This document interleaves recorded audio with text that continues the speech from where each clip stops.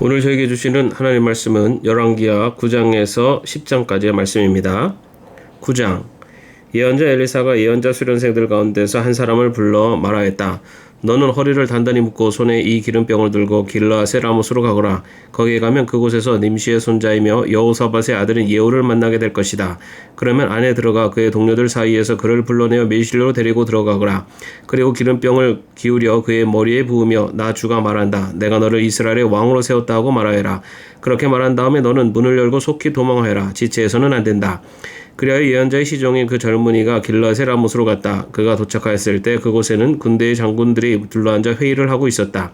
그가 그들에게 말하였다. 장군님, 드릴 말씀이 있습니다. 그러자 예후가 말하였다. 우리들 가운데 누구에게 말하고 있는 겁니까? 그 시종이 말하였다. 바로 장군님께 말씀을 드리고 있습니다.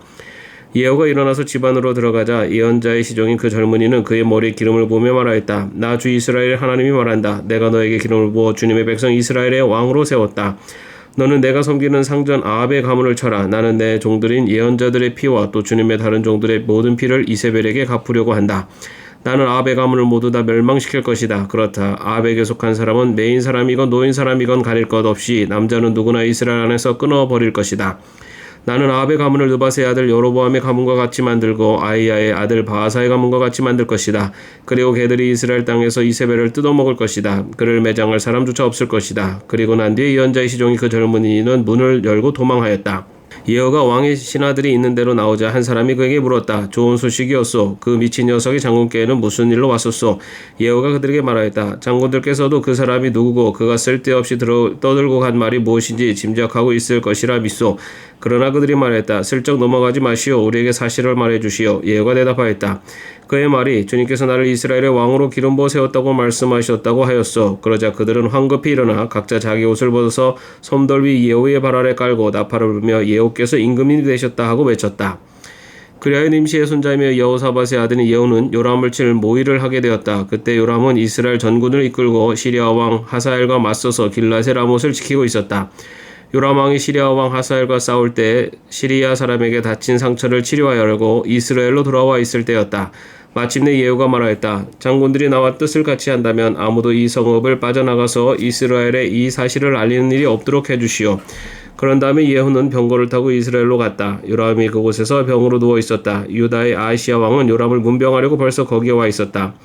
이스라엘의 망대 위에 서 있는 바수병이 예후의 군대가 오는 것을 보고 웬 군대가 오고 있습니다 하고 외쳤다. 그러자 요람이 말하였다. 기마병을 보내어 그들을 만나 평화의 소식이냐고 물어보아라. 그리하여 기마병은 그들을 만나러 가서 말하였다. 임금님께서 평화의 소식이냐고 물어보라 하셨소. 그러자 예후가 말하였다.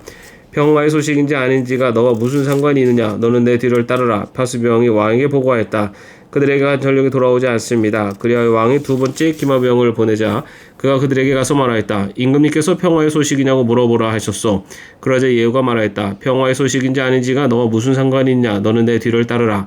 바수병이 왕에게 또 보고하였다. 그들에게 간 전령이 또 돌아오지 않습니다. 그런데 미친 듯이 말을 모는 모습이 nim시 아들 예후와 비슷합니다. 이 말을 듣자 요람은 병거를 준비하라 하고 명령하였다. 병거를 준비하니 이스라엘 왕 요람과 유다 왕 아하시야가 각각 자기의 병거를 타고 예후를 만나러 나가서 이스라엘 사람 나봇의 땅에서 그를 만났다. 요람이 예후를 보고 예후 장군 평화의 소식이요 하고 물었다. 예후는 당신의 어머니 이세벨이 저지른 음행과 마술 행위가 극에 달하였는데 무슨 평화가 있겠소 하고 대답하였다. 요람이 그의 손에 쥔 말굽비를 급히 돌려 도망하면서 아하시야에게 소리쳤다. 아하시야 임금님 반역이요. 예후가 힘껏 활을 당겨 요람의 등을 겨누어 쏘자 화살이 그의 가슴을 꿰뚫고 나갔다. 그는 병거 바닥에 엎드러졌다. 예후가 요람의 빛깔 시종 무관에게 말하였다. 그 주검을 들고 가서 이스라엘 사람 나봇의 밭에 던지시오. 당신은 나와 당신이 그의 아버지 아합의 뒤에서 나란히 병거를 타고 다닐 때 주님께서 그를 두고 선포하신 말씀을 그대로 기억할 것이요. 주님께서 아합에게 내가 어제 나봇과 그의 아들들이 함께 흘린 피를 분명히 보았다. 바로 이 밭에서 내가 너에게 그대로 갚겠다. 이것은 나 주의 말이라고 말씀하셨소. 이제 당신은 그 주검을 들고 가서 주님의 말씀대로 그 밭에 던지시오. 유다의 아하시야 왕은 이것을 보고 베타간으로 가는 길로 도망하였으나 예후가 그의 뒤를 추적하며 저자도 죽여라 하고 외치니 아블로암 북은 구르 오르막길에서 예후의 부하들이 병거에 타고 있는 아하시야를 찔러 상처를 입혔다. 그는 무깃도까지 도망하여 그곳에서 죽었다. 그의 부하들이 그를 병거에 실어 예루살렘으로 운반하고 그를 다윗성에 있는 그의 조상들의 묘지에 함께 장사 지냈다. 아합의 아들 요람 왕 제11년에 아하시야가 유다를 다스리는 왕이 되었다. 예후가 이스라엘에게 이르렀을 때 이세벨이 이 소식을 듣고 눈 화장을 하고 머리를 아름답게 꾸미고는 창문으로 내려다보았다. 예후가 문 안으로 들어오자 이세벨이 소리쳤다. 제 주인을 살해한 시므리 같은 자야, 그게 평하냐? 예후가 얼굴을 들어 창문을 쳐다보며 소리쳤다. 내 편이 될 사람이 누구냐? 누가 내 편이냐? 그러자 두세 명의 내관이 그를 내려다보았다. 예후가 그들에게 명령하였다. 그 여자를 아래로 내던져라. 그들이 그 여자를 아래로 내던지니 피가 벽과 마레까지 튀었다. 예후가 탄말이 그 여자의 주검을 밟고 지나갔다. 예후가 궁으로 들어가서 먹고 마시다가 말하였다. 이제 저 저주받은 여자를 찾아다가 장사를 지내주어라. 그래도 그 여자는 왕의 딸이었다. 그들이 그 여자를 장사 지내주려고 찾아 나섰으나 그 여자의 해골과 손발 밖에는 아무것도 발견할 수가 없었다. 그들이 돌아와서 그에게 그렇게 보고하니 그가 말하였다. 주님께서 주님의 종 디셉 사람 엘리야를 시켜서 말씀하신 대로 이루어졌다. 주님께서 말씀하시기를 이스라엘의 밭에서 개들이 이세벨의 주검을 뜯어먹을 것이며 이세벨의 주검은 이스라엘에 있는 밭의 거름처럼 될 것이므로 이것을 보고 이세벨이라고 부를 사람은 아무도 없을 것이다 하셨는데 그대로 되었다. 10장 아합의 아들 이른 명이 사마리아에 살고 있었다. 예후가 편지를 써서 사본을 만들어 사마리아에 있는 이스라엘의 관리들과 원로들과 아합의 아들들을 보호하고 있는 사람들에게 보냈다. 너희는 너희가 섬기는 상전의 아들들을 데리고 있다. 병거와 말과 요새화된 성읍과 무기도 가지고 있다. 이제 이 편지가 너희에게 가거든 너희는 너희 상전의 아들들 가운데서 가장 훌륭하고 적합한 인물을 찾아서 그의 아버지의 왕자에 앉히고 너희는 너희가 섬기는 상전의 가문을 편들어서 싸우도록 하여라. 이에 사마리아의 지도급 인사들은 두려워하며 말하였다. 저 두 왕도 그를 당하지 못하였는데 우리가 무슨 수로 그와 맞설 수 있겠소. 그리하여 왕가를 지키는 사람들과 성읍을 다스리는 사람들과 장로들과 왕자들을 보호하는 사람들이 예후에게 다음과 같은 전가를 보냈다. 우리는 장군의 신하입니다. 장군께서 우리에게 말하는 것은 무엇이든지 모두 그대로 하겠습니다. 우리는 어떤 왕도 세우지 않겠습니다. 장군께서 보시기에 좋은 대로 하십시오. 예후가 그들에게 다음과 같이 두 번째 편지를 써서 보냈다. 너희가 내 편이 되어 내 명령을 따르겠다면 너희 군주의 아들들의 목을 베어서 내일 이맘때까지 이스라엘에 있는 나에게로 가져오너라. 그때 왕자들 70명을 그들을 키워준 그 성읍의 지도자들과 함께 있었다. 편지가 성읍의 지도자에게 전달되자 그들은 그 왕자들을 잡아서 70명을 모두 죽인 다음에 그들의 머리를 광주리에 담아서 이스라엘에 있는 예후에게 보냈다.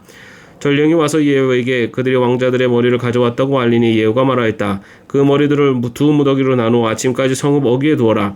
아침이 되었을 때 예후는 나가서 모든 백성에게 말하였다. 나는 내 옛 주인에게 역모를 꾀하여 그를 죽였습니다. 백성에게는 아무 잘못이 없습니다. 그러나 여기 있는 이 모든 사람은 누가 죽였습니까? 백성 여러분은 아합의 가문을 두고 말씀하신 주님의 말씀이 그 어느 것 하나도 땅에 떨어지지 않는다는 사실만은 알아야 합니다. 주님께서는 그의 종 엘리야를 시켜서 하신 말씀을 모두 이루셨습니다. 그런 다음에 예후는 이스라엘에 남아있는 아합 가문에 속한 사람을 모두 쳐 죽였다. 또 아합 가문의 관리들과 친지들과 제사장들을 하나도 남기지 않고 모두 죽였다. 그 다음에 예후가 이스라엘을 떠나 사마리아로 가는 길에 베데켓 하로임에 이르렀다. 예후는 거기에서 이미 살해된 유다의 아하시아 왕의 친족들을 만나 그들이 누구인지를 물었다. 그들이 대답하였다. 우리는 아하시아의 형제들로서 이세벨 왕과 왕자들과 왕의 친족들에게 문안을 드리러 내려왔습니다. 그러자 예후는 그들을 생포하라고 명령하였다. 부하들은 그들을 생포하여 베데켓의 한 구덩이에 넣어 죽였는데 무려 42명이나 되는 사람을 한 사람도 살려두지 않았다. 예후가 그곳을 떠나서 가다가 그를 만나러 오는 네갑의 아들 여호나답을 만났다. 예후가 그에게 안부를 물으며 말하였다. 내가 그대를 진심으로 믿듯이 그대도 그러하오. 그러자 여호나답이 그렇다고 대답하였다. 예후는 그렇다면 손을 내밀라고 하였다. 그가 손을 내미니 그를 수레에 올라오게 하였다. 그런 다음에 예후가 말하였다. 나와 함께 가서 주님을 향한 나의 열심이 어느 정도인지를 보도록 하시오.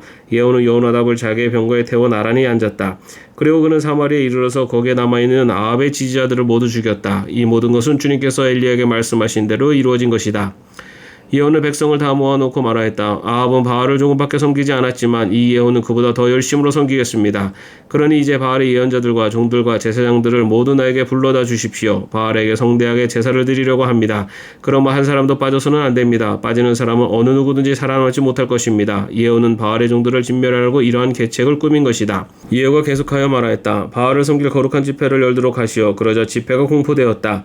예후가 이스라엘 모든 곳에 사람을 보냈으므로 바알의 종들이 하나도 빠지지 않고 모두 왔다. 그들이 바알의 신전으로 들어가자 바알의 신전은 이 끝에서부터 저 끝까지 가득 찼다.